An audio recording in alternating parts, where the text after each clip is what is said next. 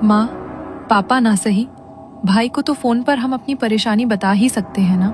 कोई हमारे साथ होगा तो थोड़ी तो हिम्मत बनेगी।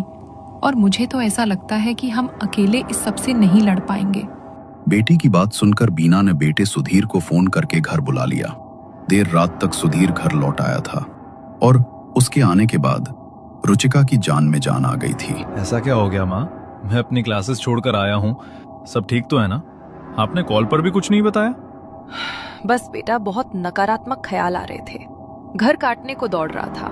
रुचिका की भी तबीयत कुछ ठीक नहीं है, तो सोचा तू आकर सब संभाल लेगा। और फिर माँ बीना ने एक एक करके सारी घटनाएं बेटे सुधीर को बता दी। अच्छा ठीक है, आप घबराइए नहीं, मैं हूँ आपके पास। उस रात घर में सभी ने खाना खाया और सोने चले गए। ये पहली रात थी जब घर में सब कुछ सामान्य नजर आ रहा था। पूरी रात शांति से बीत गई। अगले 2 दिन सुधीर घर पर ही रहा और इन 2 दिनों में घर पर कोई भी अप्रिय घटना नहीं हुई। सब ठीक है माँ, आप लोग बिना बात ही घबरा रहे हैं। मुझे ऐसा लगता है कि जो कुछ भी था, पंडित जी के हवन के कारण वो बला टल गई है। आप लोग भी अब घबराइए मत और धीरे धीरे नॉर्मल होने की कोशिश करिए। मेरा पढ़ाई का नुकसान हो रहा है और हाँ, कोई भी परेशानी होगी तो मैं आ जाऊंगा ना। आप क्यों परेशान हो रही हैं? वैसे भी अगले सप्ताह से रुचिका के कॉलेज खुल रहे हैं। कॉलेज जाना शुरू करेगी तो इसका मन बहल जाएगा।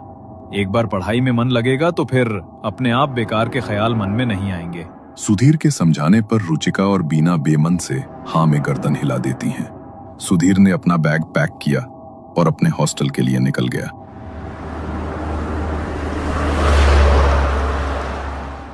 भैया ठीक कह रहे थे माँ, आखिर कब तक उन्हीं बातों को पकड़कर बैठे रहेंगे। मैं आज से अपने कमरे में ही सोऊंगी, रात में देर तक पढ़ाई किया करूंगी। और वैसे भी मुझे भी तो भैया की तरह आगे बढ़ना है, उसके लिए तैयारी तो करनी पड़ेगी ना। ठीक है बेटा, तू अपने कमरे में सोना, लेकिन कमरे का दरवाजा खुला रखना, मुझे तसल्ली रहेगी। मैं ठीक हूँ माँ, आप चिंता छोड़ दो। रुचिका और सुधीर की तसल्ली के बावजूद बिना का मन शांत नहीं हो रहा था। न जाने क्यों वही बुरे ख्याल बार बार उसे परेशान कर रहे थे। अपने मन को उम्मीद की एक किरण देने के लिए उसने मंदिर में एक अखंड दीपक जलाने का फैसला किया। मंदिर में सांझ की दियाबाती करने के बाद रुचिका और बीना ने खाना खाया और अपने अपने कमरे में आराम करने चली गईं। आधी रात का समय होगा कि अचानक प्यास से बीना की नींद टूट गई। वो रसोई में जाकर पानी पी ही रही थी कि तभी उसकी नजर मंदिर की ओर गई। उसका अखंड दीपक बुझ चुका था। उसे देखते ही बीना के पैरों तले जमीन खिसक गई। मैं भी कुछ ज्यादा ही सोच रही हूँ।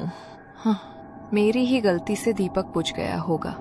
कोई बात नहीं, फिर से जला देती हूँ। बीना मंदिर में दीपक जला ही रही थी कि तभी उसकी नजर रुचिका के कमरे की ओर पड़ी। रुचिका के कमरे के अंदर से हल्का हल्का धुआं बाहर आ रहा था और उस ओर से एक तेज सुगंध भी आती हुई महसूस हो रही थी। बीना के मन में हलचल मच गई। वो थोड़ा घबराते हुए रुचिका के कमरे की ओर बढ़ने लगी कि तभी दरवाजे पर ही उसके कदम ठिठक गए। अंदर कमरे से तेज इत्र की महक आ रही थी। अगरबत्ती जैसा धुआं पूरे कमरे में फैला हुआ था और रुचिका गर्दन टेढ़ी करके अपने मुंह से अजीब अजीब आवाजें निकाल रही थी। बीना की जुबान रुचिका की हालत देखकर मानो हलक में ही अटक गई। वो जानती थी कुछ बहुत मनहूस इस वक्त उसकी बेटी के साथ घट रहा है। अचानक ही रुचिका के कमरे का दरवाजा तेज आवाज के साथ बंद हो गया। बीना कई बार रुचिका का दरवाजा खटखटाती है। रुचिका, बेटा, क्या हो रहा है अंदर? दरवाजा खोल बेटा। रुचिका। बीना के बार बार पुकारने पर भी उसे कोई जवाब नहीं मिला। सिर्फ रुचिका के सिसकने की आवाजें सुनाई दे रही थीं। थककर बीना कुछ दूरी पर रखे सोफे पर बैठ जाती है और अपना सिर पकड़कर रोने लगती है। कुछ देर बाद दरवाजा खुलता है और रुचिका बेसुध सी घर का दरवाजा खोलकर मजार की ओर निकल जाती है। हे भगवान, इतनी रात को ये कहाँ जा रही है? बीना भी दौड़कर रुचिका के पीछे पीछे मजार पर पहुंचती है। वहां उसे रुचिका जमीन पर गिरी हुई दिखाई देती है। किसी तरह बीना रुचिका को घर लेकर आती है और उसके कमरे में लिटा देती है। इसका मतलब वो काला साया अभी भी इस घर को छोड़कर गया नहीं है। बस बहुत हो गया, आज ही मैं रुचिका के पापा को सारी बातें बताकर ये घर खाली करने को कहती हूँ। बहुत बड़ी गलती कर दी जो हम लोग इस घर में रहने आ गए। मनहूस है ये घर और वो मजार भी। कुछ देर तक रुचिका के सिरहाने बैठने के बाद अब